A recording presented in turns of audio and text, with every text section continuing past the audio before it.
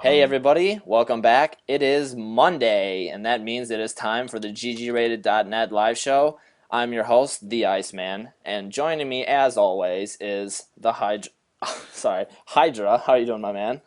Battle cruisers, battle cruisers, battle cruisers. Hello, everyone. Yeah, Uh, I'm sorry. I was just way too focused on the new battle cruisers. yeah, and I'm too focused on my own nickname here, but also joining us back from his illness is Sebastian. How are you doing, my friend? Boom, boom. TLO sniping Nadas Marines up there on the ramp. I'm doing fine. I'm happy to be back on the show. Awesome. Great to have you back, man. I'm really looking forward to what you have to say on today's show with all the hmm great TSL 3 recap we're going to go through. But yeah, I'm glad you're finally back. We had a good week last week without you with Chobo Pion, who filled in nicely, but it's good to have you back and have the original team here. Indeed, and I know Chobo Pion is a super dude, and I hope he will come back on the show in the future if someone of us are away, or if we need a fourth guy, which I think we should have in the future. I think we need guests on this show. I agree, definitely. And speaking of guests, I know that we're currently working on getting more people to join us on the show. So as we're growing, as we're getting more stable in what we're doing here and getting more familiar with the process of things, you guys can definitely count on us bringing you some insider interviews and hopefully some special guests on the show in the future. Yeah, I'm hoping for us to just have some very interesting guests soon enough. And the Chobo Pion did very well on the previous live show. I mean, he backed us a lot. He has a lot of knowledge from the game. He also is a Brood War veteran, so to speak. He followed the scene for a long, long time. So there's a lot of insight to what he says, and his opinion is I think it's quite worthy. It's something that it deserves to be listened to, and they should give more. People should give more attention to him. As you guys know, he also wrote the StarCraft Bible. He's been around for a long time. He does his show with JP. So yeah, one of the well-known members of the community, and thanks to them to help us out on that show. Yeah, definitely. And yeah, check his work out. His StarCraft Center is pretty interesting stuff, and it's a daily show. So I mean, that's it's quite a bit of work to be committed to something like that. Yeah, yeah. Indeed. Okay, Anyways, so you guys want to jump right in here to our first topic? go for Let's. it. All right. First thing we have at hand that we're going to cover is the GSTL.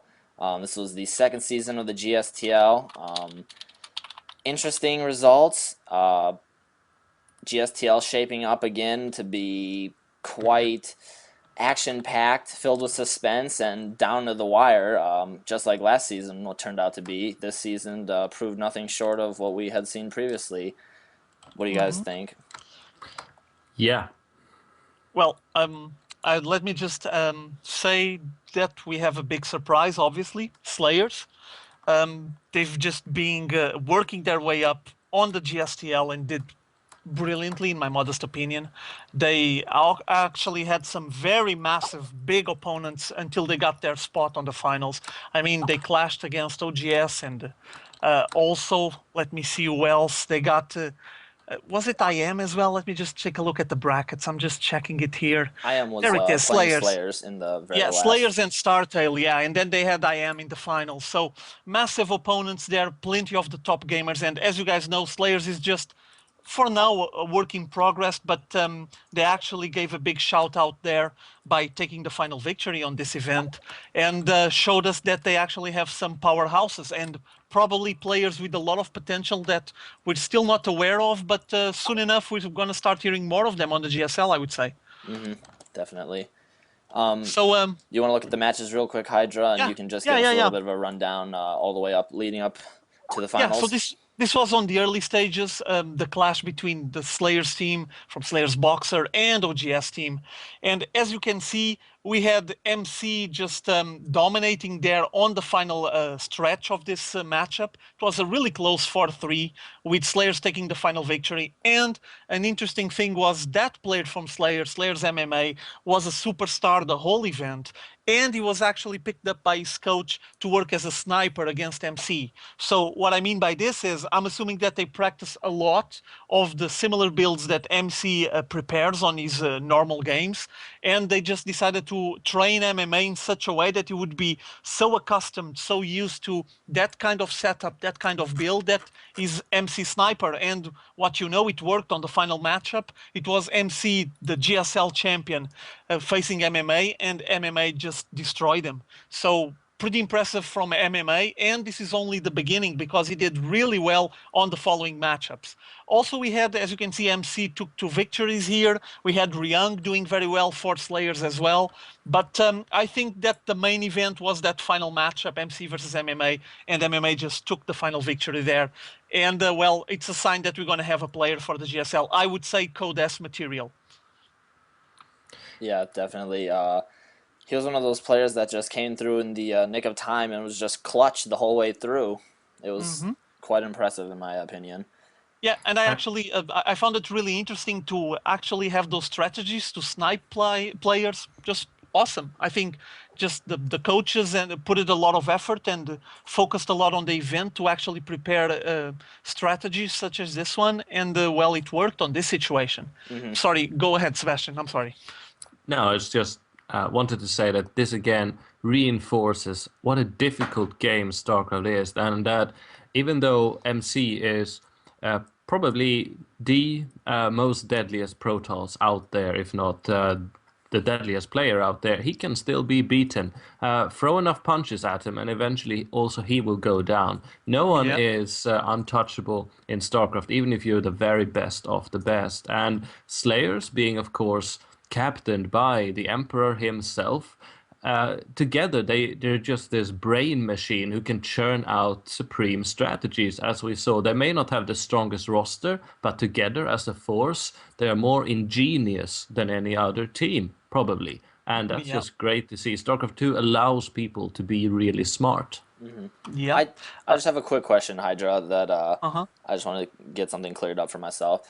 I noticed that Sella, who was part of the Wera clan, he was actually fulfilling the coaching position for Slayers. Am I correct? Yeah, he was. Is not MMA? MMA is the coach for Slayers, and Sella is actually one of the players. And No, they just, or did I get that team, messed up? On that team composition, from what I checked, was well, you had Slayer's Boxer there as the representative for the team and the organizer of that team, but then he had Slayer Sella as his captain on that, at least on that event. Oh, okay. As far as I know, MMA is also something there. He probably coaches players or helps out, but he's just for now a player as any other. And I also think that having Slayer Sella, which everyone knows it's Salawera, as the captain, it's also kind of a PR maneuver, because Salawera is really well known in the community. He's also one of the major contacts that the foreign community has with the Korean pro scene, because he's been streaming for a long time.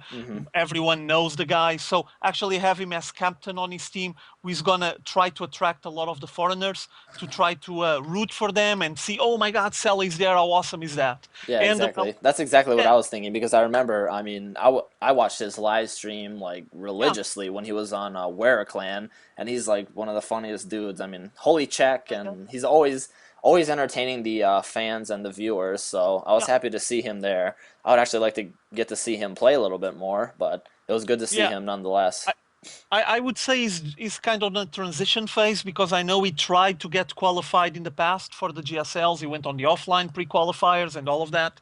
And maybe he's on a transition phase. For now, apparently, I would say he has a bit of a PR, a public relations role there. And also, he knows the game inside out. He's quite an experienced player, so he can probably share a lot of his experience with the new players from Team Slayers, because, I mean, Slayers team is one of the most recent teams in Korea, has a lot of players just evolving and growing, and Cell is probably backing them up, along with Boxer, obviously. So yeah, it was a really nice setup. And also, you guys noticed the end result. We're going to talk about that later on. because Slayers took the final victory. Cello was the captain on the World Championship on the team event. But we'll talk about that later onwards. Right. Go for it. Let's move on to the next matchup we have here. We had Prime versus Startail. And Startail Rainbow nearly got his all kill. Almost. But And the funny thing is, I'm sorry, the funny thing is that he got kicked out by Maka, and Maka just failed qualifying for Code A. He's not even Code A anymore. Go ahead, I'm sorry. I believe this was the the last match where he was going to get the battle cruisers, and he was trying to do a little bit of a showboating maneuver there. Yeah. But Maka somehow, I mean, miraculous, nothing short of miraculous, was able to hold down and dig out the win, but couldn't make a comeback, and was a felt curious. fairly long game. It was a fairly long game that I recall it took a while, and basically Rainbow decided that he was ahead enough to pull out some battle cruisers and just crush Maka. Good old style bashing, and well, things didn't work as expected. Cruiser operational. Yeah, I think he should have tried. I think he should have tried the exact same thing, but like a week later, he would have won. With the patch. Exactly. But yeah, anyway, as you can see, we just had Rainbow dominating this series here and taking the win. Kind of clear win, I would say, 4-1. Curious for you just finished off, but I mean that game against Maka, the final one, wasn't the major show, the main event on this matchup. It was basically Rainbow almost getting that all kill, something that is not very easy to achieve. And as you guys know, they've been keeping tabs on that and actually showing who holds the record, who are the players that actually got an all kill. So it's kind of an achievement, you know, like you had on some online games. So I think that some players will be trying to get that achievement in the future. Definitely. Anything you want to add, Sebastian? No, I just think it's nice, I suppose is the word I like to use, that Maka, who was so famous during the beta and who, you know, I don't know if he did it, but at least the community did it for him. He baptized the build that is the Maka racks, that when you hide a barracks outside of your base in order to confuse your opponent. Well, simply that. And I think people will continue doing that thing throughout StarCraft 2. That's what he's famous for. It's nice to see that he's still in the game because he's not Code S anymore, and I just like seeing Maka around and seeing Startail move on. That just warms my heart because that means July is still in there somewhere. Definitely. All right, let's go for the next set of matches here. Next up, we have IM Incredible Miracle facing TSL. And I am basically dominating this series 4-1. MVP, another almost all kill, but getting knocked out at the fourth match by Trickster. And then Lasira comes in to clean it up. Yeah, IM team is so solid. I'm not even sure what else to say. Again, a clear win, 4-1, and MVP. What is he even doing on Code A? I'm not sure, but he just dominated those matchups. Notice that he played against very solid players. You have Killer there, Sung Ho. You have Fruit Dealer, who has been kind of unstable. We all know that. I mean, he started big on GSL 1, but then from then on, he's been just sliding down that slope and actually not showing as many of those creative and aggressive play styles that he used on the early stages of StarCraft 2. And then we had Trickster just owning MVP, taking him off when he was almost getting the all kill. But I mean, the IM team is so rich, their group is so solid that to replace MVP, they still had Lozira, they had Nesty if they wanted to. So there was a lot of solid players to face against Trickster. And basically Trickster, who is Tester, SSKS, Sakisu, as you guys know, he did his thing. I mean, he eliminated MVP, and as we all know, Trickster has been struggling a bit to actually show himself on top of his game on the GSL. I mean, I'm still waiting to see him on one of the finals or semifinals would be nice. And he's one of the veterans, one of the most respected Protoss players playing in Korea. And he actually took MVP here, so yeah, a good result for him. But still then Lozira just came and crushed him. And with a clear win for 4-1 for IM, just made IM went through grabbing clinching the spot on the finals to face against Slayers. Hmm. And let's look at the other semifinals matchup we Yeah, had. We had Slayers versus Team Startail, and another pretty one-sided victory, I would say. MMA yeah, coming in here, yeah, doing his mixed martial arts, beating up a Startail team. yeah. Poor Word. July Zerg, poor Squirtle. I mean, just getting Yeah, bashed but around by MMA here. I think I'm not sure what his name stands for, but makes sense to be mixed martial arts. I mean, it's kind of popular now. It's a big thing for a lot of people, and maybe he's just a big fan. I don't know. But what I do know is that he's been showing his skill, and on this GSTL, if anyone had any doubts about his level, well, I think at least personally, I got completely cleared of any doubt, and I think his Code S material. He was very, very well on this GSTL. As you guys know, occasionally already happened on the previous GSTL. You have some surprise players that you're not used to actually see playing on the highest tournament scene, on the highest profiled matchups. And MMA is probably one of those Terrans that soon enough will be able to get a spot on Codas and start showing off his skill because he just was on fire on this GSTL. Every time he got into that booth, he was meant to start sniping people back and forth, left and right, and well, basically it works. So I guess that Boxer and Celoera trained him really well for this event. Also, as you can see, July started taking the win over Frozen, but then MMA sniped him and took Squirtle and Curious, and then another big player, this time from Startail, Bomber, another player that I would like to hear and see more on the GSLs in the future, dominated MMA, and Ryung took the final victory for Slayers 4-2, a bit closer than the other 4-1 victories, obviously, but still a big sign that Slayers had what it takes, had a lot of really top-notch material on their ranks, and MMA was the big show here on this matchup. He almost got an all kill once again. We got several almost got the all kills, but these players didn't actually got the achievement, so I guess they have to try another day on another event. Thank you. Come again. All right, Yeah, but let's. well played. Oh, sorry. Go ahead. No, just saying, well played by Slayers. Again, it shows how a team composition is a wholly different thing than having a bunch of star players in the same uniform Yeah, sitting next yeah, to each other. Um, yeah, Reiterating my last point. Moving on. yeah. Definitely. Cogent point indeed. Thank you, Sebastian. Let us move on. Let us move on to the finals here. This was. I did not see this coming, I'll say that. I did not even expect Slayers to make it past OGS, but here we are nonetheless. I Neither did am I. versus Yeah, Slayers in yeah. a remarkable series, I would say. This was back and forth. Uh, we saw a lot of big names come up, a lot of big names go down. I'll let you take it away, Hydra. Well, for me, as you guys can see on the brackets, the surprises was, well, the biggest one was OGS. I didn't give enough credit to Slayers on this matchup, on this event, and they just surprised me a lot, but in the best way possible. And they actually showed how good they are. I mean, they were able to put up against several of the biggest teams in Korea, and they just kept sniping players, having the right matchups there, picking the correct players to face against those opponents, and ended up on the finals. Was it a surprise for me? Yes, it was a surprise for me. I have to admit it.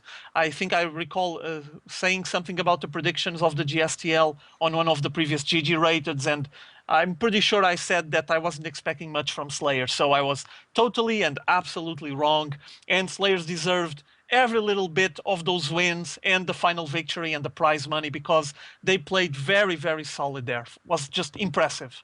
Very, yeah, very impressive. I gave them very little credit in the beginning of the GSTL, and I'm gonna have to eat some humble pie here because they achieved Okay. quite a. Jonathan, do me a favor. Do me a favor. Just check the stream because I think it went down. Take a look. Just make sure, like 10 seconds. Okay.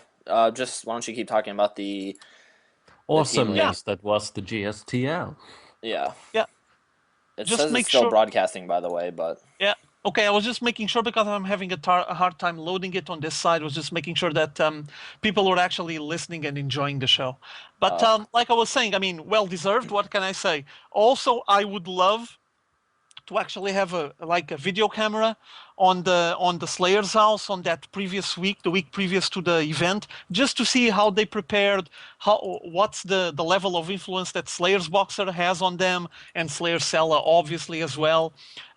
For whoever watched the show and watched the games live or on VODs, you could notice that Slayer's Boxer, is it his wife, right? Was there all the time. I recall seeing her. I recall her supporting the players from Slayers. I mean, it feels like there's a familiar environment there, like people feel comfortable being with Slayers, and the guy is very experienced, has a lot of experience in the game, and on Broodor, obviously, he was one of the biggest legends, and I think he's just able to transmit all of that so easily to the players, and the players just emulate all of that and reveal themselves on this GSTL. I'm only hoping for the better things to come on the future GSLs from the Slayers team. definitely. Yeah. Yeah, I mean, they have a tutorship in Slayer's Boxer and Sella. I mean, we shouldn't overemphasize Boxer as an individual, but we shouldn't underestimate it either. Yeah. There is more than just how to own at StarCraft. It's how to do it, yes, with style, but also as a business mechanic. I mean, Boxer himself is a PR machine for Razer peripherals.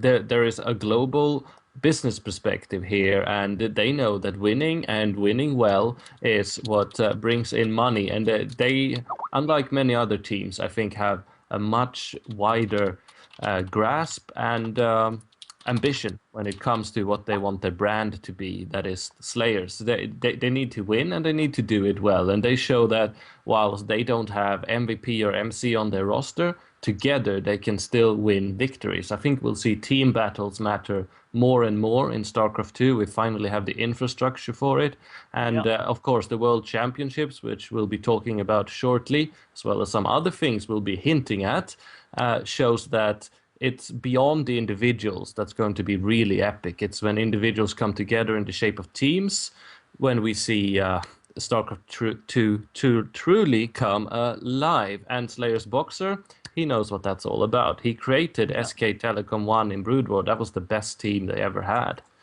Yeah. Yeah, that's true. I'm so Um, glad to have you back, Sebastian. You're so scholarly. Oh, if anything, I am a scholar. I would just like to make a short mention. You guys are taking a look at the VODs, the short clips we made from all the matches from the finals, the last series. And as you can see, we had a lot of close matchups, but there was very interesting, at least my favorite couple of matchups on this finals were the ones related to the MVP. On one of them, he used battle cruisers, and keep in mind this is after the patch. And well, the battle cruisers are just awesome. It's all I have to Yes. say. I keep in mind that I'm not saying this in any way to mention it as imbalanced. Oh my God, no, no, no, no. They look really nice, and they actually are useful now. They appear to be another tool for Terrans to benefit from, and I'm pretty sure it's going to show up here on this small clips, on this short clips soon enough. A moment where MVP just gets some battle cruisers and starts blasting Yamato cannons into Vikings, and was just a big sight to see. You could see the battle cruisers were fast enough to micro, go back and forth and avoid the shots, and actually approach the Vikings fast enough to Yamato cannon them and pull back. So pretty awesome, and congrats to all Terran players. They have a new tool, I would say, and a pretty good one. I think it's going to be something new on the end game, on the late game for all Terran players. Yeah, definitely. And huge shout outs to Blizzard for realizing that, hey, we need to pimp this tool. We needed to make it sexier for people to look at and use, and make it more versatile for skilled players as well. Yeah, yeah, They are rebooting and finessing their product, and it's good for us all. Yeah. yeah, The yeah. level of commitment and support they're showing is just positive to see things go in this direction. It just further emphasizes how well StarCraft 2 is going to do in the future. Yeah. Yes. And here we go with the Notice, clip with the battle cruisers. yeah, notice the amount. Now check them out, going for the Yamato cannon on all of those Vikings. Just huge blasts of boom. Oh my God. And look at the amount of battle cruisers that MVP did. I mean, just merciless there. It was awesome to watch all of those battle cruisers. Now they're fast enough to be properly microed. It's not like you pull your army back and the battle cruisers just slow crawl their way back, and well, basically they start getting picked off by Vikings and other units. Now they actually can be used properly and fly around shooting stuff. So much respect. I think it was an interesting change there. I mean, I could see more obvious changes, such as increasing their firepower or something like that. But actually, the speed increase I like the worked pretty speed. well. Yeah, and it will require from the players to work more on their micro, take care of their battle cruisers, because now they know that it's feasible to micro them and to approach certain angles, and I think that's going to work out for Terran players, and they're going to be more used in the future. So yeah, Hmm. pretty cool. As you And can see, here we see final MMA victory came in here. there and just mopped things up, Yeah, Yep. this cleaned up is MVP. this. And by the way, guys, how awesome is the map Dual Sight, by the way? I haven't played it myself, but I just love the looks of it. I love the looks. It looks awesome. Yeah, yeah. I've been trying and practicing with the casting tools. I have a couple of issues with the casting tools. Not a big deal. It's just personal preferences. But I'm assuming that in the future, Blizzard will take care of that. I think the bars for the APM and all of that are just huge, much too big, and block the screen and clog everything. But I'm assuming that soon enough we're going to have Blizzard taking care of that, maybe allowing us to place them in the screen wherever we want, or resizing them would be nice. Hmm. The rest, yeah, they look good. It's like for the first attempt to get some casting tools in the game, it was a nice attempt, and I need to thank Blizzard for it. I'm just hoping for more evolutions of it to refine it in the future. Definitely. Yeah, I was gonna ask you about that, Hydra. The new casting tools, yes, there are many features, some good, Yeah, some less good. So, but what I yeah. really miss and what I enjoy with like the GSL and the TSL is that third-party software enables Hmm. casters there to show predominantly the names and colors of the players, so that you don't need to remember in a Terran versus Terran who is who, because that's not always obvious if you don't have the info displayed. And now there's Yeah. an inbuilt feature for that. I'm getting into casting myself next month, I hope. So just want to ask you. Now that it's so easy, do you use that and do you like it? Do you think it works well? I mean, the way that they are displaying the Yeah, names now for each I do. player. I like it. I think it's a work in progress. I think it will get better with time, maybe in future patches. I'm going to give you just a couple of very simple examples. I would like to change the names by myself. On the, they have the bars with the names now showing up with nice, smooth animations, really stylish, but would like to have it just. If let's imagine this, I casted a game a couple of days ago where we had OGSMC facing against Cloud, the Italian player, and basically I couldn't change the name from OGSMC, and he was playing on an account saying OGS. So what popped up on the screen is saying OGS. I would like to add the MC, something that I'm pretty sure you're going to see in the future. Another thing I'd like to see is smaller bars so I can use them. Like I would like to have really tiny bars with the APM under the players' names. Would be awesome, for example. But something that I'm pretty sure Blizzard will take care of in the future. If they need any kind of counseling on that, any kind of consulting, just call me. I'll gladly help. Okay, let's move let's onwards. let's wrap the Good to know. GSTL up here Yeah, as we see Slayer's team celebrating, getting their check, getting yeah. their trophy, and And all the and players are Slayer's cheering. boxer struggling with the champagne, but yeah, he got it. He got it. All All right. right, what's Anyways, next, guys?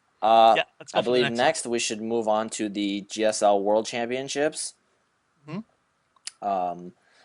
Recently, we had a bunch of players selected from around the world. We went over this a little bit last week, and this week we had the brackets finally fleshed out for the foreigners that would be playing against the Koreans.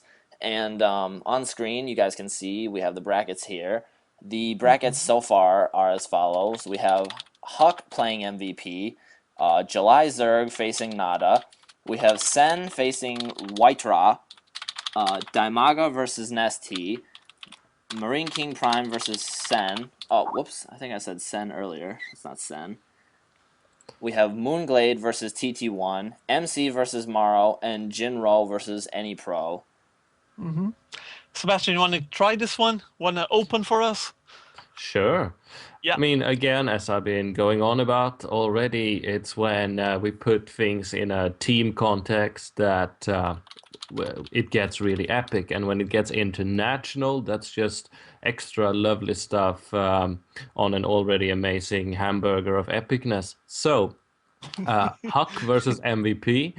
That's sort of the GSL Code S we would have hoped to happen naturally. Now we'll see that go down. And considering what's been going on in the Team Liquid Star League, which we'll get into later, this is really exciting. It's East versus West in yet both in Korea. It's very exciting. July versus Nod. I think we've seen that in the GSL already, but we all love for it to happen again. Dimaga, Nesty, that's truly two opposite sides of Zergs clashing. Nesty will take it, but then again, Dimaga is the beast from the east, the powerhouse like none other. White Raw, I think, will take down San. The Grandpa Toss, he's got what it takes.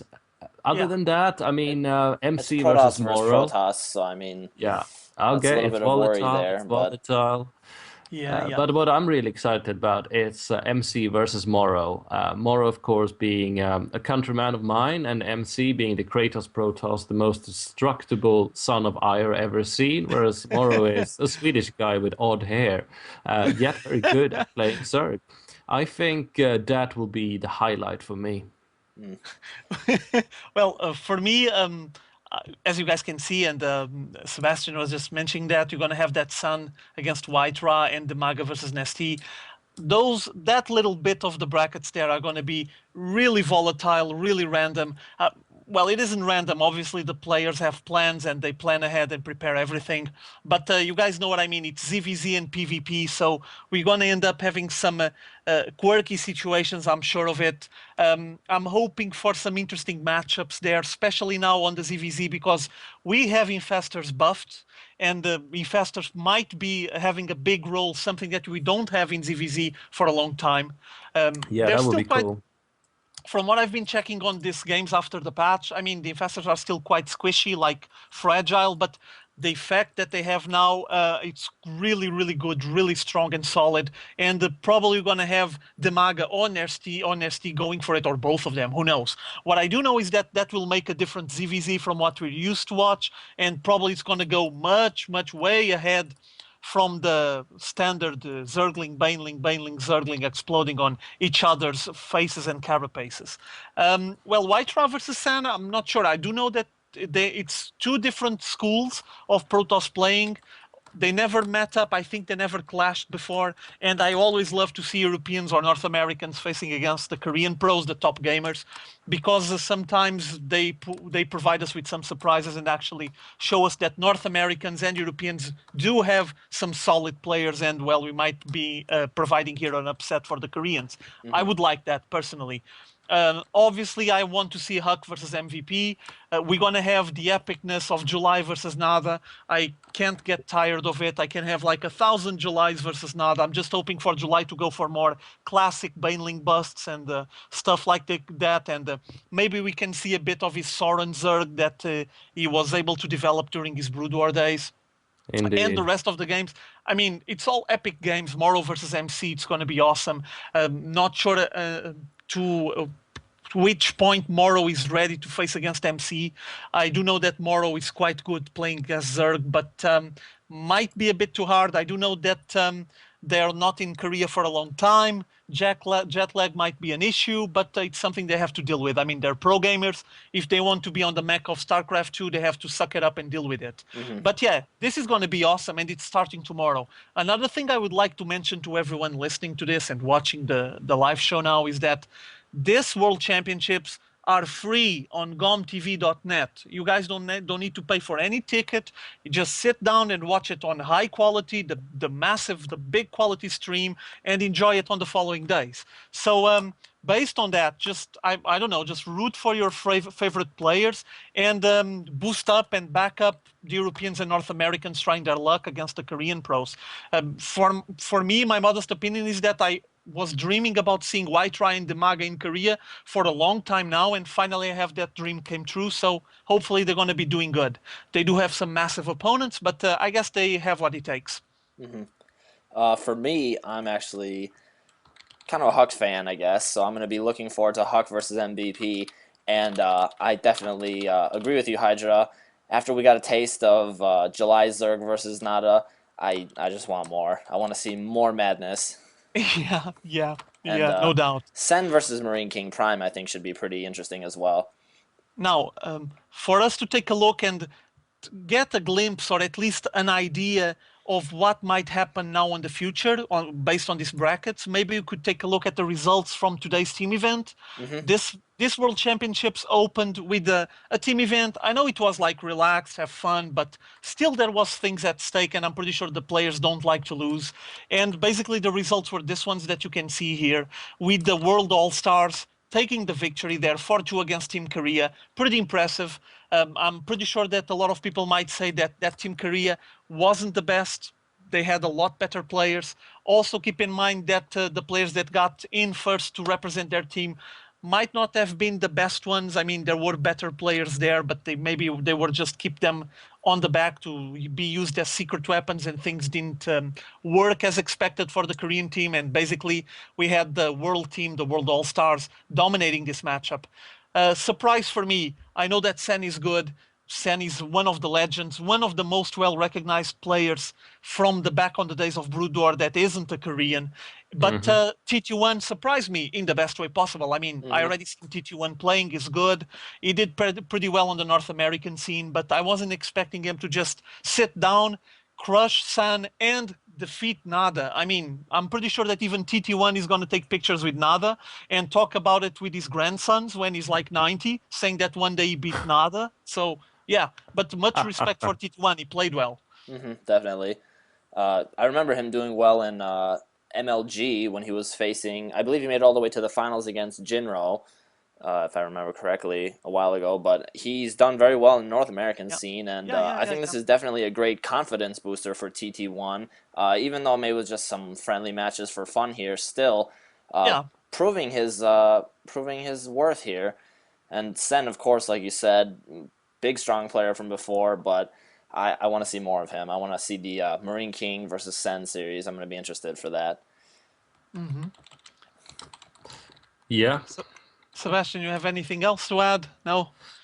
No, I think you guys have covered it all. I have Okay. plenty of things to say, but on a slightly different topic. Yeah. Okay. Okay, we're gonna let you to it soon enough. Uh, So yeah, basically this team event is just like an appetizer. It's just for us to have a glimpse of what might happen tomorrow. Also a sign that players like TT1, keep in mind that it was the first time they sat on the GSL studios on inside of those booths to play, and sometimes it's a bit awkward, and the players don't feel perfectly comfortable, and that might show on their game. But yeah, it was fine, handled it just well, and well, good for TT1 on that occasion. And obviously Sen, I'm not mentioning Sen that much, but probably because I recognize Sen and I recognize the name and his background from Brood War, and that's basically why I'm not mentioning it that much. Okay, moving on. Moving on, we have some news from DreamHack. DreamHack Stockholm is going to be coming up here soon, and I'm not sure if you guys can see on the stream or not, but we have Yeah, 7 of the 8 spots filled already, and yeah, there is a mysterious 8th spot awaiting its announcement for who will be playing. And I believe Sebastian has a little bit of a hint he can drop here, a little bit he wants to tell us about DreamHack, because I know he's might possibly be working with some people who have influential positions for this event. So we'll toss it over to you, Sebastian. yeah. Go for it. Well, thank you guys. As you can see here on the screen, this will be an invitational event hosted by the DreamHack organization. who, as you all know, I'm sure, hosts two events every year, DreamHack Winter and Summer. Winter is the bigger one. There were almost 12,000 people who brought their own computers to the event last winter. I was there, and then Day 9 was there doing the casting, half of Team Liquid, as well as OGS Top and Inca, and of course, plenty of pro gamers from Europe and from further as well. And that was a very good event. I think first prize pool was $14,000, etc. Yada yada Yeah, yada. yeah, DreamHack yeah. is it's pretty big. It's one of the bigger things globally. At least it has always been that way. And I mean, it's a corporate institution. They want to be the best at what they do, and that is bringing top level esports as well as bring your own computer events to people. Now they're hosting this invitational event in Stockholm on April 12th, and I do not believe that. Uh, it has been officially announced yet. We can see that Jinro, MC, Idra, Huck, Whiteraw, Morrow, and of course the little one are attending. They will be there in person. And of course, the little one people have been hearing on Facebook, etc., has been showing a lot of interest for Sweden lately. He was actually here last week. And Yeah. things are happening. I've been alluding to something that will take place, well, pretty much shortly after this event. There should be an official announcement, and that will be remarkable. But that's not what I'm going to drop hints about right here, because as you see, the eighth spot is unfilled. Now, there will be an eighth invitee coming to this event, and I have been told from sources that I have sworn uh, to continue keeping this a secret, that this will be a royal occasion. And friends, Okay. I'm forbidden to tell you who is going to be there, but I can tell you that it could not be more epic. Wow.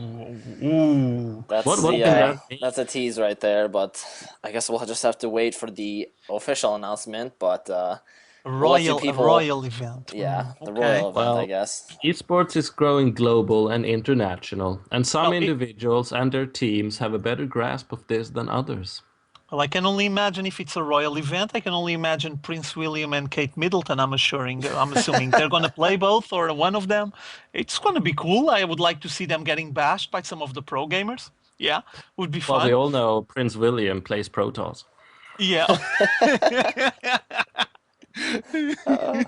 But yeah, it's a nice tease, and royal might make us just wonder because I don't know, there's not that much royalty around StarCraft 2, but there's still some.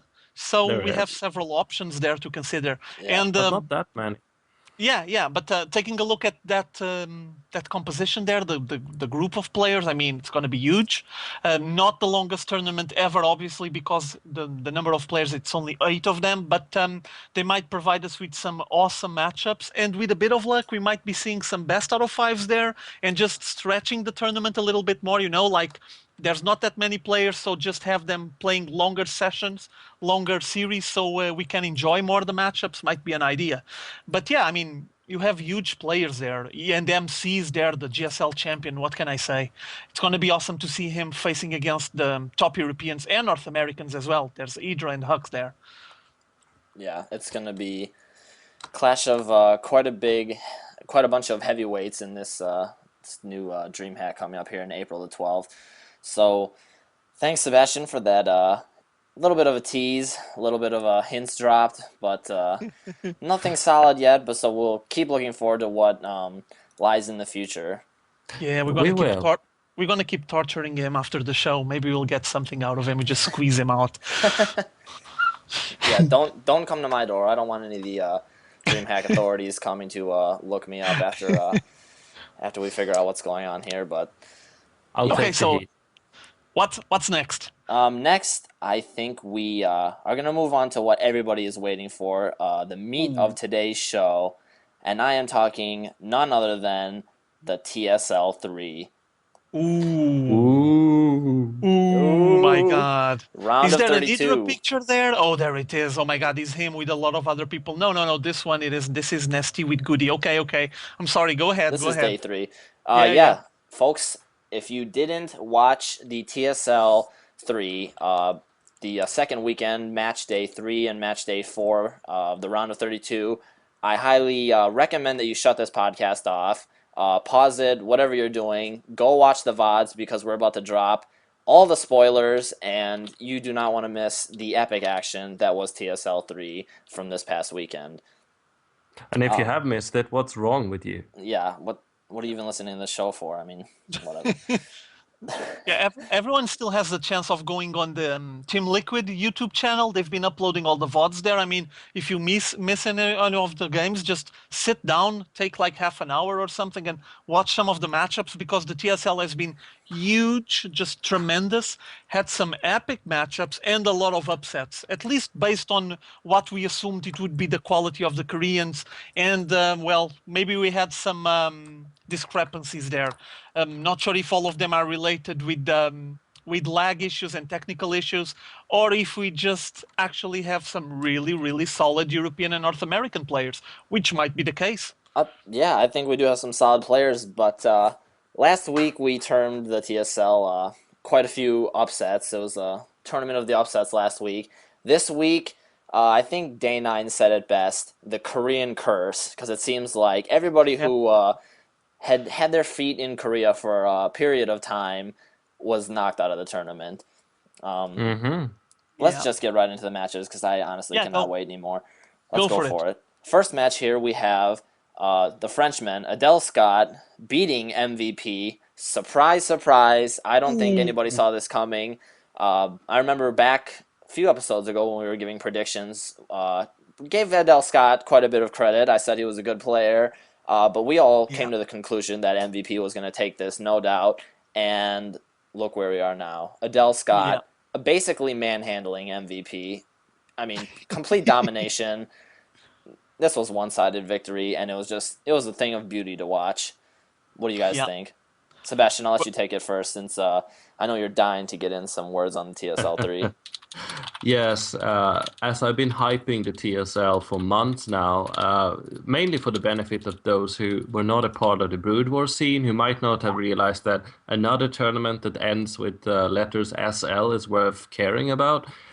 Team Liquid, when they do organize things, they do it better than anyone else. And this is, as we all knew, the best online held tournament in StarCraft 2 we've ever had. And we'll get into the issue of the ping, which is, of course, part of the Korean curse. But before we do that, Adele Scott versus MVP, I was as surprised as anybody else. And it made me feel that in Brood War, Mutalisk Micro, when you used a bug actually in order to trap 11 Mutalisks into one control group so that they behaved as one, that was like a Korean trick that no non-Korean ever could really master.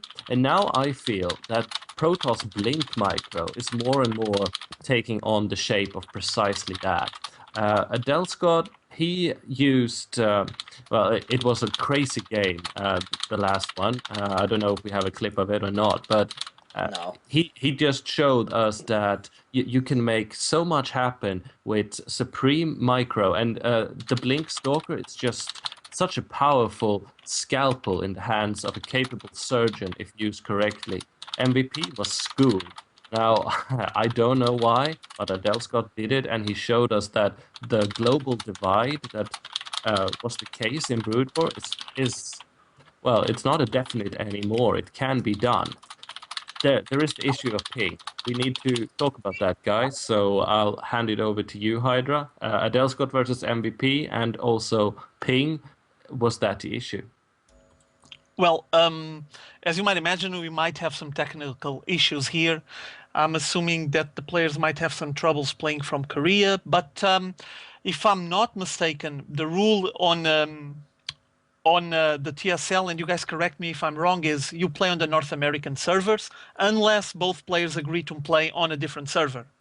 So what happens here is you're gonna have mostly basically most of the games played on the North American server, and the Korean lags, the European lags as well. Do they lag the same? I don't know. I mean, it depends on your internet connection, your hardware. There's a lot of technical stuff involved. What I do know is that these guys are all pros. They play this for a living, and they have to deal with it. Like I was saying a bit before, I mean, quit the whining, suck it up, and do your best. And if you don't want to play because of the lag, just say it so before you enter the tournament. Like, I'm not going to play because there's too much lag. The moment that you accept the spot, you're there to play, just handle it the best you can. I know that it might make a difference, but it's part of being a professional. Like someone plays injured on some other real life sport, you know? Just you need to handle it and try doing your best. And on this situation, Adele Scott was the best player. Obviously, a surprise. I recognize Adele Scott. I followed his matches in the past, and he is a very solid Protoss player, probably the most well-recognized player from France currently in StarCraft 2. And, well, he just showed MVP that there's a lot of potential outside of Korea.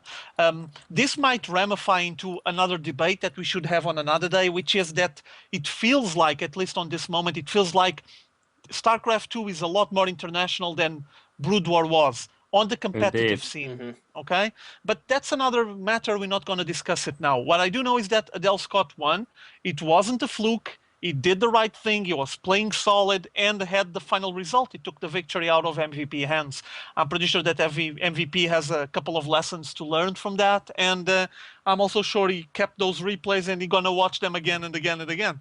Yeah. And if I may add another point, I wonder if the Koreans, being full of their years-old hybris perhaps, did not prepare. They thought this would be a walkover, as it was on BlizzCon and numerous other events, that we don't need to practice against round ice. We can just take a day off and win the way we always do. And they were proven wrong, Mm-hmm. because the non-Koreans, they had practiced their asses off, and it showed. Could It that have been the definitely case? showed. What do you think?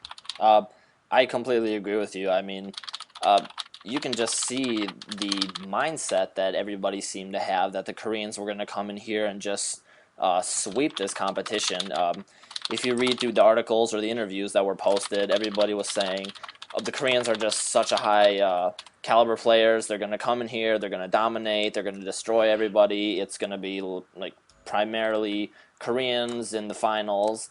Yeah, And yeah, I mean, look what we have here. Just complete non-Korean. I don't want to say upsets because that shows that I would be favoring the Koreans, but I mean, people were obviously considering MVP to be one of the greatest in the world right now, and then Adele Scott comes in here and to just handle this so precisely and exquisitely the way he did, and to yeah. see this trend continue from other players throughout the rest of the matches, it was something that was, in my opinion, what made this tournament so enjoyable. I mean, Yeah. Let me people don't just want to see something that's predictable. You know, they want to mhm. see something that's going to shock them a little bit. let me And the just add a GSL short 3 does let, just that. Yep. Let me Yes, just I add a short comment based on what I was saying about the lag and all of that. I would like to maybe rephrase it to mention that I didn't see any Korean players complaining about lag or anything like that.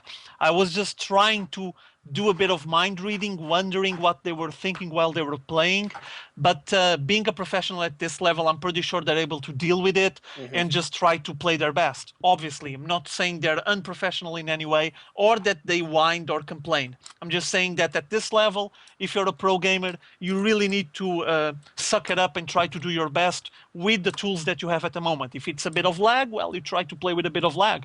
If not, just don't go on the online tournaments, the international ones, because that will be something that it will be present basically every time, I'm assuming. Hmm. Yeah. I saw no complaints about the lag either, so I'm pretty sure people were taking it with a bit of understanding that this is an international tournament, and everybody has quite a high level of respect for the Team Liquid tournaments. So I mean, there's just only so much you can do about it. But let's move on to the next match before we get Yeah, wrapped up in this match too much.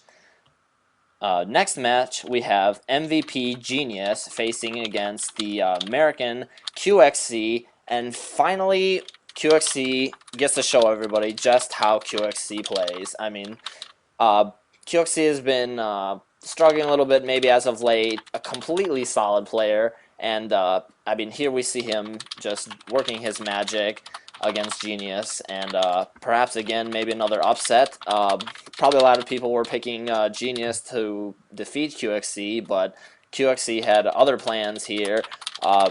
Great harassment on multiple fronts with the use of medevac drops, and a well-deserved win once again for QXC, in my opinion. What's your thoughts on this, Sebastian? Well, I'm a huge QXC fanboy. As I mentioned previously on the show, I've interviewed him many times. The first time when he had just popped up on the scene as a sort of junior trainee to In Control. That's about exactly a year ago. Now he is a formidable member of the international elite. He did not do too well at the Intel Extreme Masters a couple of weeks ago, which was a disappointment to everybody. I interviewed him again just prior to that. And now he shows us that he indeed got the minerals and that he is a kick-ass Terran. MVP genius. He's a bit arrogant, he's a bit cocky, but he's a very good Protoss. Didn't he win BlizzCon? I mean, that's a formidable foe in QXC. He took him down in 3 very memorable matches, and I just love seeing things go to the third game on Terminus Re, and yeah, it was epic. I'm so happy for my boy QXC. Yeah, definitely. Hats off to QXC. Anything you want to say about this matchup, Hydra, before we move on Yeah, to the next just one? congrats to QXC, and I can't forget that Genius is just going down fast. I don't know.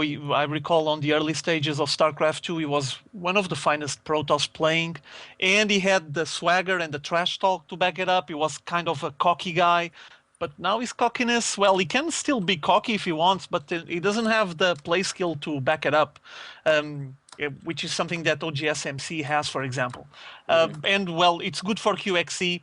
I can only wonder how far he can get because he already stated that he's trying to finish his studies, trying to finish university to start taking StarCraft 2 seriously. I can only imagine when he has 24/7 to commit to the game because he is quite a good Terran. He just needs more practice and more time. Definitely.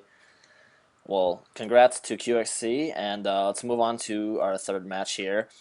Yeah. We have the Zerg powerhouse from Korea, and I'm talking about Nesty, facing off against the mech tank general, I guess, Goody. And once again, we see another Korean falling. Goody, just resilient use of mech play, and he just earned the win again. I mean, third Korean in a row that we see get knocked out of the tournament this weekend. What do you guys think?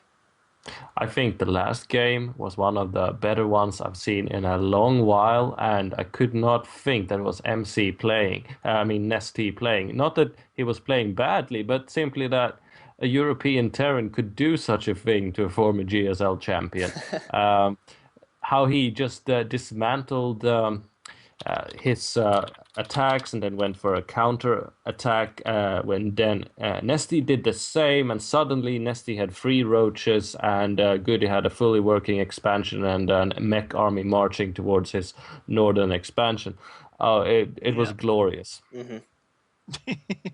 Well, I would just like to add just a couple of comments, simple stuff. First of all, I have a personal private nickname for Goody, which is Marathon Terran. He likes those 1-hour games. He didn't do any 1-hour games on this situation. He actually played very solid. He was able to counter Nesty. He still was able to enforce his mech gaming, his mech playstyle that he enjoys a lot. We do know that siege tanks just chew through several of the Zerg units. Basically, just from the top of my head, some Zerglings and roaches burning. It's a common image on my mind, on my nightmares. Banelings going splat. Yeah, or sending like 50 Banelings, and when they actually get to the Marines, there's only 5. The other 45 got exploded by the siege tank. So yeah. But anyway, I mean, it was well deserved by Goody. Nesty wasn't on par on this situation, on this event.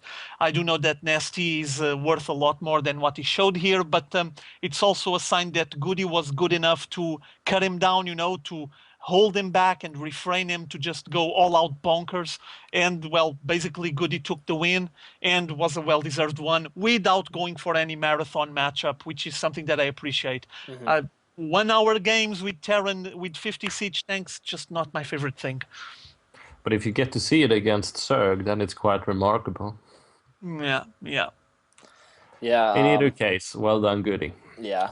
And I just wonder what Fox Moon is saying now. I remember he had a Koreans own white dudes statement, but looks like it's a little bit of a different story now. It does, doesn't it? Yeah. Yeah, yeah. Let's move on to the fourth day in the round of 32. Next match, we have a couple of bad boys. Grudge match here. I'm talking about Red. I'm talking about Naniwa. And quite a good series, but we see Naniwa advancing. I actually thought Red was going to make it out of here alive, but Yeah. once again, the Korean curse comes back, and Naniwa gets the victory. Despite his ADHD. Yeah. Well, Or because of it. just a short comment here. As you guys know, there was kind of a bit of a quarrel between these two players, something from the past. I'm just going to make a small, brief summary. I'm not sure if all of you guys know Naniwa. Naniwa had troubles in the past in his life, private stuff, as far as I recall. He never opened him. He never showed a lot of it. Obviously, it's his private life. He doesn't show much, but he has some anger management issues to deal with. I think it's better now. It's much better. He was a lot worse in the past. I recall him making some comments that he left his home and had a lot of problems with his family. So might be related with that. And it shows on the matchups, on the games. Now, actually, Naniwa seems to be a bit more stable, but I mean, he's been hopping and skipping through teams in Europe like a mental freak, a madman. Apparently now he's stable in Dignitas, and I think he might have a little bit of a quarrel with the Liquid Rat from the past. Maybe they trash talk each other in the past. They had a bit of a skirmish there, but it didn't show on this matchup. It didn't. At least they didn't made any kind of BM or rude comments. Just games flowed, and Naniwa took the win. Rat wasn't solid enough. He wasn't able to handle the pressure, and Naniwa deserved that win. Mm-hmm. Yeah. Alrighty. Let's move on to the next match. Here we have. I'm already laughing before we get into this, but we have EG this was Idra just versus fantastic. Oh my God! Complexity Cruncher. Run it now. This we have quite a bit of stuff to talk about. Leading up to this match, we had Idra commenting in an interview just how he was gonna roll over Cruncher, no big deal, not even gonna like phase him. First game, Cruncher takes it. I got a little bit worried then. I was already a little bit worried because Idra, it seems the more he talks, the more he tends to falter. And I mean, this series, I guess we'll just we'll get into what happened a little bit later. But Cruncher playing a solid game throughout the entire series, wins the first game. Goes back to Terminus Re for the second game. Idra comes in with some crazy micro, doing Hydralisk drops out of Overlords on basically every part of the map where Cruncher was trying to get an expansion. And then last match, it moved into Crevasse, and this is where the hilarity broke out. And did it break out? Yeah, exactly. Cruncher kept building up his expansion, or I mean, not his expansion, excuse me. He kept building up his base, and it looked like he was going to go for maybe an early 4-gate, but then he started hesitating and delaying, and then it looked like he was going to go for an expansion, and it actually turned out to be a 6-gate all-in push. And Idra, being Idra as he is, goes for the macro style, droned up just a little bit too heavy, and Cruncher rolled in there, proxy gated, and I mean, just destruction. And there was I'm sorry, But let me that's just not add the this. glory of it. yeah, I Let me have a just clip add this, here. that- I have a clip here to show Yeah. the actual glory. There were people commenting that the moment Idra was looking at the push incoming to his base, he decided to make 6 drones. Yeah. Here we go. Look at it. Look at it. Okay, this is from game 1. Notice this brilliant force field play. Notice this. Notice how squeezed those roaches are going to get. Look at that. I've never seen that before. look at all the roaches squeezed in the middle. Huge force field donut, more force fields on top, and That's just a This five pile of is roaches. roaches. Yeah. yeah, this is game 3 actually, by the way. Oh, I'm sorry, my bad. Anyway, yeah, This is the as you, final moment. Yeah, just yeah, if you didn't watch, pay attention, guys, because this is where the yeah. lulls comes. Basically, he lost a lot there on that brilliant force field play because he had a lot of roaches condensed on a really tiny spot, and they all got shot down, and most of his forces got hit there. Then he tried to recover, tried to get some eggs hatch fast to get some roaches out, but it wasn't fast enough. And now notice their cruncher taking his time to throw a smiley face, and Smiley Idra face. just leaves the game. So Ooh, yeah, poke. yeah, Idra wasn't happy. Yeah, that was basically a big burn. Idra talking smack the entire time. Um, before the show, I mean, before the match started, he had already said that that he was gonna destroy Cruncher, and here we have Cruncher actually taking the victory and Yeah. just poking a little bit. I would say a lot of And it at Idra. I mean, and Cruncher knew it. yeah, Cruncher knew it. exactly. Oh I yeah. can only imagine the rage on Idra's side. I'll be surprised if Idra's monitor is still in one solid piece. Let's hope Idra does not have a pet. Yeah, Let, let me just add a Ooh, couple there of it goes comments again. here. I'm gonna just add a couple of background comments here for you guys to one second, realize. Hydra. Do you mind if I get Yeah, something up on the screen real quick? yeah. Go for it. Go. Um, as I was watching this match, I was paying attention to Twitter, and the Gun Run actually retweeted an image, and I'm gonna put that on screen for everybody to see. But I'm it pretty sure. was, I'm pretty sure most people didn't see this image and they're not yeah, aware of it. I don't. I'm And pretty now, sure most people haven't seen this, but yeah, it was in you between one of the matches, and this is a screenshot taken from Cruncher's point of view. And if you can read on the screen, it says Idra's talking to him, mocking him, trying to get in his head a little bit. He says, "You're quite talented." Yeah, he says you're pretty Indeed. talented. I'm not sure if you guys can read it. Maybe if you get it full screen, but basically was trying to play mind games with Cruncher.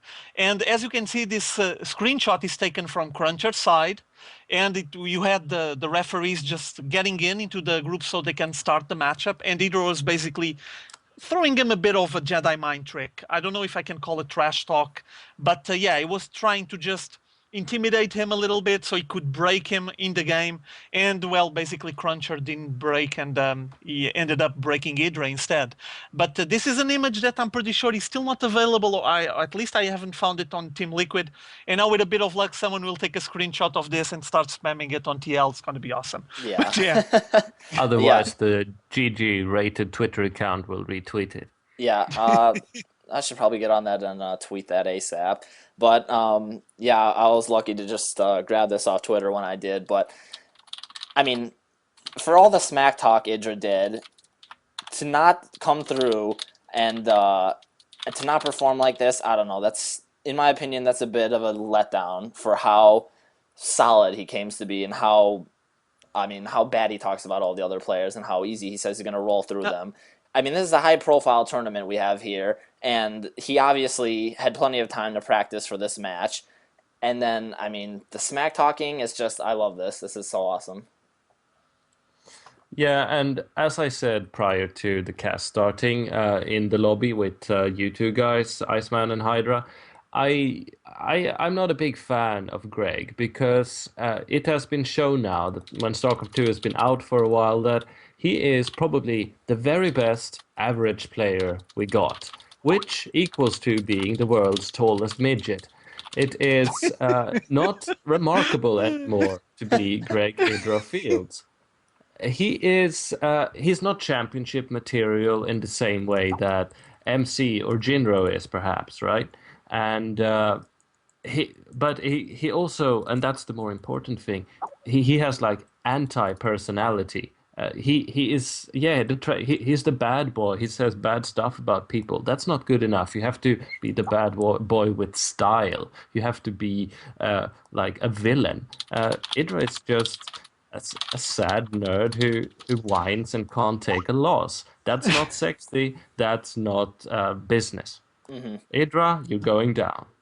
Well, my opinion differs a little bit. I do agree. I understand what Sebastian is saying, but I do like Hydra. I think he's a good player, but if he wants to be a bad boy, he needs to back it up with skill.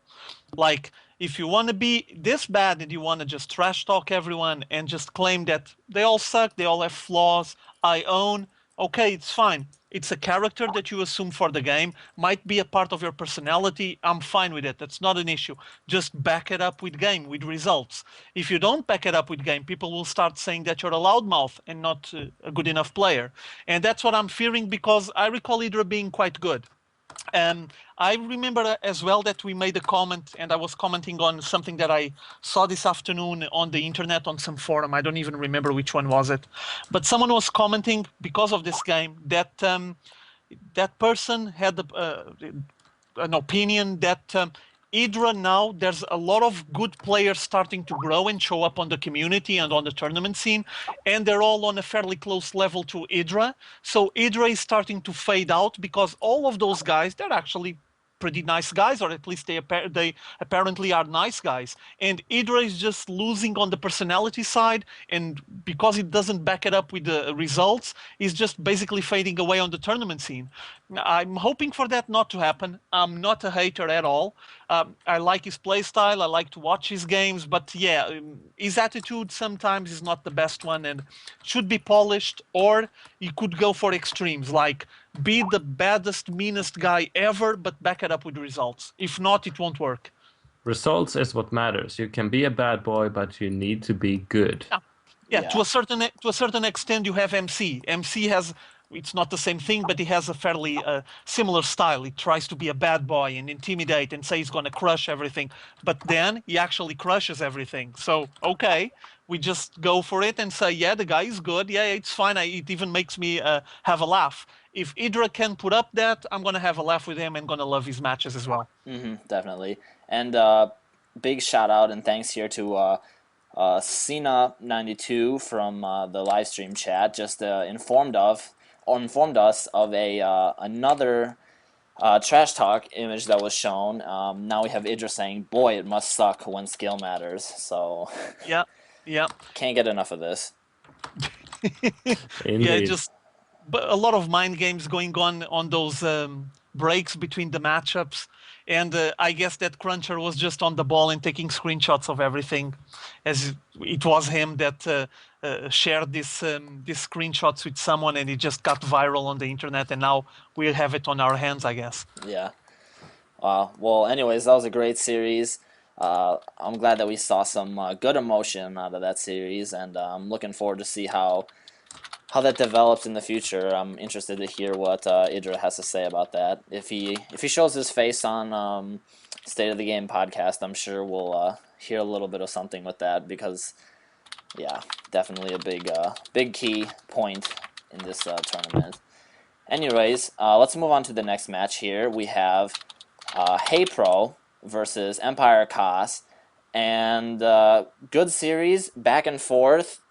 Came down to the third match, and unfortunately, once again, we see Korean curse. I mean, Hey Pro was in Korea for a little bit, and seems like it just got to him a little bit as Cos pulled out the wind at the end there. What are your thoughts on this, Hydra? Well, I would actually like to see Hey Pro taking the win there. Don't have anything against Kaz as you might imagine. He's another Ukrainian solid player. But I don't know. I remember Hey Pro winning Dreamhacks back in the days from Brood War, and I wanted to see him back up on top of his game again, and I'm keep waiting and waiting, and still it didn't happen. And on this situation, Cass just trampled him. Well, it wasn't trampled. It was actually fairly close and had some really interesting matchups. Honestly, I was hoping for to be able to have some kind of reasoning with the maps or something like that, but the maps were fine. I mean, Crevasse is cool, Shakur is as well. Crossfire, well, at least my personal opinion, is not that friendly for Zerg. especially facing Terran. But April just handled it just fine, did his job. But on that final matchup in Shakura's, he wasn't up to what Kaz had for him, and well, Kaz took the win. Hmm. I'm still waiting for April, and I think he has what it takes. I'm not sure exactly what happens with him. I'm not sure if he's just a lot of raw talent just growing out of the on trees or coming out of the floor, and everyone is just going over April. But I do know he is a good player, and I would like to see him just owning some nerds and taking some victories in Korea, especially. But yeah, here on TSL would be nice as well. Hmm. Any thoughts, Sebastian? Well, I'm a huge Pro fan, and I feel he's not getting the glory that his actual skill warrants. Empire Cars, I mean, I know his name, but I'm not familiar with his styles as much. I think I've hardly watched any of his games. Well done. Sad for Hey Pro, but I watched the games later. I mean, earlier today, and Cass was the better player. Hey Pro made some bad decisions, did not play badly, but Cass managed to really abuse the terrain on Shakuras, those hallways on the north side. And yeah, Hey Pro crumbled. Well done, Cass. Sad to see you go, Hey Pro, again. Yeah.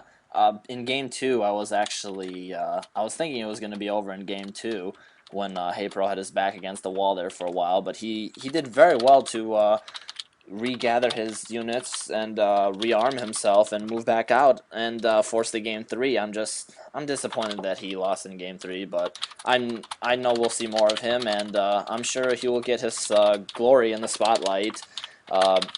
Very well deservedly soon enough in the future, I would say. Yes, let's hope so. All Yeah, right, let's yeah. move on to our next match. One of my favorite matches of the series so far. I'm talking about Mondragon versus Zrax, and Oh yeah, boy. Oh Mondi is yeah. back, baby. Mondi is back. We have not seen hardly anything from this guy, but he's been in a bunker in Germany somewhere, practicing with a direct hard line to any server of his choice, and he has just been pounding away. Um, this guy is resilient, to say the least. Zrax, I'm going to give him plenty of credit because he came hard and heavy with plenty of Protoss air pressure. Yeah, And just in match one alone, I have a clip from this, but I thought it was going to be over early on when he was bringing all the Phoenix and the Void Ray. And he just had relentless pressure in the beginning, but Mondragon uh, kept his composure, had a cool head, and was able to just uh, take bases and produce roaches, which is a surprising choice. But he just moved in there and yeah. rolled right over Zrax. Yeah. Adding a bit of background once more. I do like to add background for some reason, but Background for is His whoever, good. background is awesome, man. That's yeah, why we for have you whoever here. doesn't know who Mondragon is, the guy was a legend outside of Korea back in the days of Brood War, and is well known. I'm pretty sure now he played really well on these matches. I think he's gonna start showing up more on the tournament scene, and I'm pretty sure that everyone will see what I'm gonna state now, which is when he gets interviewed, it's always like this: "Oh, you're gonna face Zrax. What do you think about that matchup for you?" His talk is always the same. He's just, oh my God, I don't know. It's really complicated. I don't think I can win that. No, no, it's going to be very difficult for me. No, yeah, he's really strong. I don't think I can do it. So basically, he places himself on the underdog position on every single game, and then he owns the guy. That happened back in the days of Brood War, and basically it's happening now because he was interviewed before the TSL and he said the same thing. He said, "No, Zirax really solid. I don't think I can take the victory for him. I'm gonna try my best, but I don't think so." And then he came here and just destroyed Zirax and move on. So I guess it's just a mental thing on his side, and getting himself into that underdog position might boost his confidence or something, or maybe relieve the pressure that he has on his shoulders, so no one will expect any results from him, and then he just dominates the game. With a bit of luck, we're going to see more of that on StarCraft 2 because he did that a lot of times on StarCraft 1 on Brood War. Hmm. Well, Yeah. I mean, Mondragon is a truly legitimate bowler. he owned Templars of Twilight, the clan TOT, for years and years. And I mean, he was not an active player for much of the time. He took breaks, had a life, etc. But he has the same thing that TLO seems to possess to such a high degree, an affinity for the game, a profound, intuitive understanding for how it works. So then he gets back into practice. And I mean, the reason he's in the TSL 3 is that he almost won the TSL 2 back in Brood War and got an automatic invite. But that did not stop him from acquiring StarCraft 2 skills. If I'm not mistaken, this is the first time Mondragon officially plays StarCraft 2 at pro gamer level. We haven't officially seen his skills before. And Yeah. here he shows us that he is the Mondragon we know and love. And in the final game, which maybe you got a clip of, I don't know, Iceman. I He, actually don't. Sorry. he yeah, well, there was this small opportunity when his scouting circling was on Shakura's plateau, managed to find a little hole that the Protoss had put up there. So he could actually tear down the pylon and run in with two circlings, and from there on, it just spiraled out of control for Serax. Mondragon he's not a surgeon, he's a magician with scalpels. He can make things happen, and it's so great to see him in StarCraft 2. I agree. Yeah. Yeah, he was Yeah. able to supply block him when he busted down that Yeah, one he did. pylon. I Yeah. mean, Zerax played well. It's not like he didn't play well, but I mean, Mondragon's composure was phenomenal, and this is what we're here for. I mean, we want to see Mondragon show us some magician skills, as you were Yep. saying. It's probably going to be the next powerhouse showing up his skills to all of us. And like Sebastian was mentioning, he hasn't been showing much on the tournament scene, especially at this level. I think he played on a couple of online tournaments, you know, those weekly ones, which are really good and I love watching, but they don't have the same hype and the same dimension as the TSL. But that's it. And now apparently he's just growing and getting ready. Who knows? Maybe you're going to see more of him soon, because he played really well against Xerax and probably going to have some of his skills getting transferred from Brood War into StarCraft 2. Definitely. Let us move Okay, on what's next? to our next match.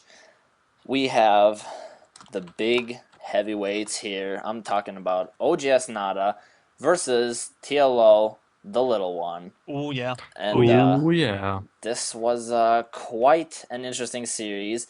And I don't think that TLO in the last match played up to TLO standards. I know he's much more capable of what he showed then, but the first two matches were nothing more than classic TLO busting out some original strategies. The first match, actually, I had just watched the YouTube video online of, I don't remember who he was playing against or who the shoutcaster was, but it was the exact same strategy he used on Zelnaga Caverns. It was early Ghost Rush, and he was able to put on tons of pressure and get a barracks up and just snipe SCVs and enemy Marines. I can't for the life of me recall who he was playing, but he went for the exact same strategy, and I thought I was watching the same game for a moment, but I think the key difference was he wasn't able to get his bunker up on the low ground, and Nada punished him in game one. What do you And guys? he also had a bold move there. He went straight into the rich mineral field for his expansion, and just left Nava wandering around his natural expo, wondering what is this guy doing? Where is all his units? What is he doing? Because there was nothing on the natural expansion, and then he finally ended up finding that rich mineral field. But well, things didn't work very well for TLO in that situation. Though it was quite a creative opening there and a creative strategy, I guess that Nada was just flexible enough to react and answer back. But yeah, it was an interesting game one. Yeah, definitely.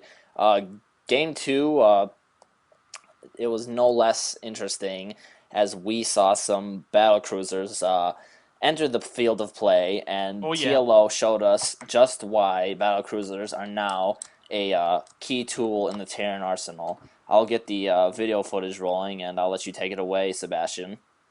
All right. Well, indeed, we get to see the new battle cruisers being featured in full action. And TLO, as I said, has an affinity for the game. He already showed us earlier in this series how he went for Ghost Rush and sniped Nada's Marines. Didn't end up too well, but it was nevertheless epic. Here we see Nada just having realized that TLO is going battle cruises, trying to erect a turret wall to prevent it all from happening. TLO has just taken down Nada's expansion. Here we see two of the new battle cruisers being deployed, and we're gearing up for what would be the final onslaught. TLO, of course, trying to take out Nada's Vikings, the only real threat, since the Marines will be completely destroyed by TLO's tanks, again backed up by battle cruisers. And now here we see the moment of glory approaching. TLO going for a pincer attack here, sniping the Vikings, and the tanks being terribly out of position, being fired upon by the battle cruisers indiscriminately. And here we see Nada unsieging. That's when TLO goes for the kill, stimps his Marines, battle cruisers coming at him, and there's just nothing that the Tornado Terran can do. TLO showing us that he is the Leonardo da Vinci random player from Leipzig in Germany. He can do the impossible, and he knows what new patch changes can make for the game. Over to you, Hydra. Yeah, well, once again, battle cruisers helped a lot on that situation. And it's also a sign that, once again, I'm going to repeat myself, they will be seeing more use now on the late game for Terrans. They're faster, they can be micro, they can take positions faster, they can back up a ground force. So at least in my opinion, it's a welcome change for the battle cruisers, because it was one of those units that actually no one used. And like you guys saw on the GSTL, Rainbow tried to use it, it failed against Maka, failed terribly, and he lost the game. Then a week after the patch, MVP used, oh my god, it's awesome, Yamato cannons blasting away Vikings. And now we have TLO showing us that it works on every server all around the world, as long as the Terran player is willing to use them. So yeah, pretty impressive. Definitely. Very impressive. And And quite yeah, quite the commentary there, Sebastian. Is that a little bit of preview of what we're gonna get from you later on in the future when you start shoutcasting? you can count on that, sir. Awesome. Yeah, I've so actually been practicing in silent offline while watching replays, as if I was broadcasting for hundreds and thousands of nerds. Makes me feel happy about myself. awesome. Okay, what's next now? Yeah. Next, I believe, since we wrapped up the TSL 3 coverage, I just wanted to let people know that next week we will not be having the TSL 3 shown, since there will be MLG coverage. But the MLG following Dallas. week we will be returning to TSL 3, as was stated on the streams by Day9 and DJ Wheat. But do you want to talk a little bit of the development of the esports in Taiwan? Yeah, let's just make a couple of short, brief references to the other two issues that I have here. One is the televised league on Taiwan. It's not the biggest thing ever, but it has some interesting features to it. First of all is all the players on those teams, they all have monthly salaries. Something that, well, hasn't been showing up till now. As you can see on that VOD from Sen took his time to make a short presentation of the league, telling everyone they're going to play on live TV and on national TV in Taiwan. So it's not only a stream internet thing. And apparently in Taiwan, they take this serious enough to actually get it running on a national TV, paying salaries to players. And though for now they only have those 5 teams and might feel a bit limited, like the environment, the amount of players and the variety of players might be a bit limited, I think this is just the first step for something big. And StarCraft Brood War was fairly big in Taiwan, pretty much because Sen helped a lot. He was the biggest reference, like the #1 player in Taiwan playing Brood War. But as you guys can see on this VOD, I mean, things are getting ready. They have a studio. The players play there every week. They all get paid to play. I'm sorry. So it's going the right way. And hopefully we're going to see more of that expanding out of Taiwan. I would like to see something like this in Europe. To me, it wouldn't hurt if I could see some match from StarCraft 2 in Eurosport 3 or something like that. And in the US, you have, for example, ESPN 3 or something, like just a channel, just somewhere where you can actually sit down and watch this on TV. It would help getting the game bigger and spread the message. Still, quite good news, and I think that Taiwan is just leading the way here. Yeah, I mean, Word. I don't have a problem at all with the expansion of esports, especially not StarCraft 2. So, I mean, in my opinion, this is only good news. And to Yeah, see, I mean, Taiwan supporting this on such a high level from the start. I mean, we're talking about uh, televised events here weekly. So, I mean, this is a big jump straight to be showing that kind of support for an esport like this. So, yeah. hopefully, we're going to see development of more players outside of the Korean scene, and hopefully, we're going to see an infusion of just even more international play. I can only see good things coming of this. Yeah, also, as you might imagine, it's a feel of security for the pro gamers because they're not actually depending only on their results. Like, I have to win to take the money, you Mhm. know? Mhm. Like, I'm going to have a monthly salary. I can actually pay my bills. Mhm. And I'm not depending on actually taking the victory on that tournament, or else I'm out of the game and I'm going to get broke and I need to start working on something else. So, the monthly payment is a good thing to get a bit of a safe side for the pro gamers. Yeah, exactly. So it's good news all around, in my opinion. Um, Very. any thoughts that you have about this, Sebastian? No, I mean, I'm going on all the time about how the globalization of esports is a good thing and how it's happening, how StarCraft 2 is providing the vehicle for this, and that other things, other games will multiply around it. This is just great news to see.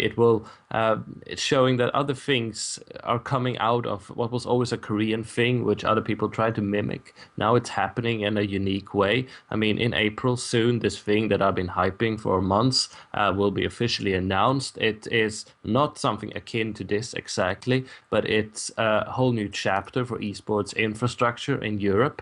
Mm-hmm. And we just see how it, like rings on the water, the enthusiasm is allowing business to develop and with unique regional twists of it. I will probably be doing live commentary of a small StarCraft 2 event in Lund, southern Sweden, later this summer. I mean, that's just small potatoes, but Yeah, we. We are sort of building things upon what was always a exactly. dream a year Exactly. ago, and it is happening. Love to see this going down in Taiwan. Can't wait to see what they'll bring out. We need Okay. competition. Mm-hmm. Yeah. Exactly. Okay, so probably now wrapping up with Code A stuff. Just a couple of surprise. We don't have that much information to provide anyway. Though I found today, like 5 minutes before the stream started, I found a VOD made by Doa. So thank you, Doa. He's one of the casters, as you guys know, staying in Korea to provide with more content from the Code A matches. And he took his time to make a 28-minute long VOD that it's now available on YouTube with all the inside stuff that happened on the offline qualifiers on Code A. Now, some surprises. Let me just take a look here because I have the list here. Just a couple of names that got failed. They failed qualifying for Code A. Moonglade, Maka Prime, Terrius For You, Celawera, Guinea Pig, Torch, Cezanne. I'm pretty sure you guys recognize these names. Hey Pro failed. He got eliminated on round 3. Seed got eliminated as well. I don't know if most of you guys recall the name Dongregu. It was a while ago. He was the #1 player on the ladder in the whole world. He was over 4,000 points. I think he was the first guy to get there from the Koreans. He tried, got eliminated as well. So there's plenty of big names that basically got set on the side, and they're not gonna even be able to play on the Code A. Then on the qualified ones for Code A, we got Bomber, which is fairly well recognized. Yu-Gi-Oh as well. Squirtle got qualified as well. And then you have a lot of new names. So I think you're going to have a lot of new players showing up. New fresh blood for Code A is always good. I love to see the new guys popping up and actually taking a chance to their glory. And we might find the next Slayers boxer one day. Who knows? But yeah, we have a lot of new names on that list. just mention Bomber and Yu-Gi-Oh! And Squirtle because basically they're the most well-known from the ones that got qualified. Shocking for me, Moonglade, yeah. Maka Prime, I'm not even sure anymore. He's been going down so fast Hmm. that basically now he's out. And Hey Pro, I'm a bit sad. Yeah. This means that he's going to be stuck trying offline pre-qualifiers again soon, next month. And Moonglade, I'm not sure. I mean, it seems like I saw him sitting and watching the GSTL, so I think he's hanging there in Korea. I also read some news about him being now with Team MVP. So he's still a member of Team FX Open, but probably has some kind of agreement there to stay with Team MVP in Korea and practice with them. So I'm hoping for him to show us some nice stuff in the future. But for Hmm. now, well, he failed. He's not going to even be on Code A, unfortunately. Yeah. Also disappointment that like you said, Torch. I mean, the guy's a great Yeah, player. I just hope he gets to get into Code A soon enough. Same with Sella. I would like to see them. So yeah, it was a little yeah. bit disappointing. Well, it's done. It's Yeah, done. Never mind. Move on. Next month, better luck, I guess. definitely. Just practice hard and look forward to next month. Hopefully they Yeah. won't give up. Okay, so done for today. Yep, I Yeah. believe that's about all the topics we have for today. Uh, Yeah. Great coverage. Uh, Lots of I think great things to we talk about in TSL 3. So I'm gonna be disappointed next week when we don't have that, but nah, get ready. we'll go over the MLG coverage. No, don't worry because we're going to have a million things to talk next week because we're going to have all the matchups from the World Championships, the GSL. You're going to see all the Europeans and North Americans clashing on 1v1s against the Koreans. It's going to be awesome. I'm just going to make a million VODs out of all of those matchups. It's going to be cool. Sounds good. We'll have that Yeah, footage for everybody next week. yeah, Uh, done. yep. Any shout outs you guys want to make real quick before we wrap this thing up? Joel, I have a short thing, namely that StarCraft 2 is an awesome game and I love it and I can't wait to continue bringing new video content to all of you guys. But having said that, sometimes you need a little bit of a break. And I want to give a huge shout out to a guy who deserves this, who provides an alternative RTS fix to the StarCraft 2 experience. Many of you guys are probably filled with contempt when you think of the Dawn of War 2 series that features Warhammer content. Well, this guy, and I'm about to post the link right now, makes it all worthwhile. If you just need a small break from StarCraft but needs a good casting experience, check out Harlequin. He is a super dude and deserves your subscription. So that's all for me. Over to you, Hydra.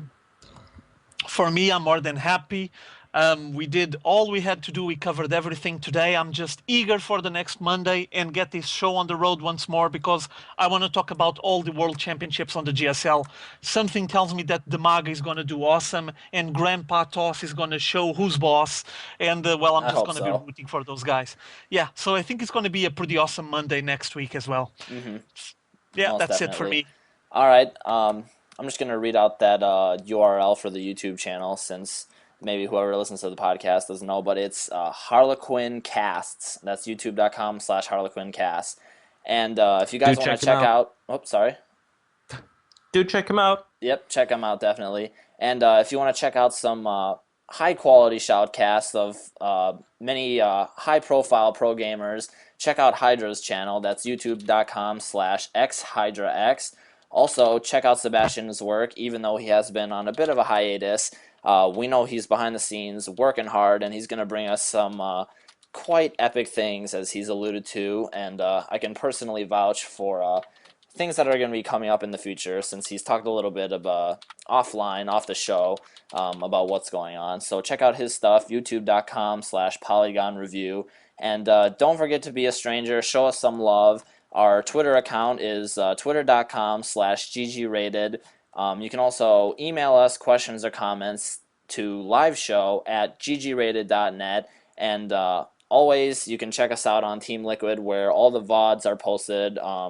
Links to the show notes, or links to the MP3s, most importantly, for anybody who misses the live show. But thanks everybody who did tune in today. We had some awesome interaction, plenty of chat going on back and forth in the channel. So shout out to all you guys who are participating here, and we will definitely look forward to next week's show. I know I'm already excited and pumped about it, and we're going to keep delivering great content every week. And I think we've been getting a little bit better and better, and hopefully we're just going to reach the pinnacle soon enough. And also look forward to some more interviews and special guests. I know last week we had Chobo Pion, and we already have some things in the works for to get some more special guests on the show to add some more flavor. So thanks a lot, guys, and appreciate your time and tuning in. And Hydra and Sebastian, also thanks to you guys, and GG everyone. GG. I love that one.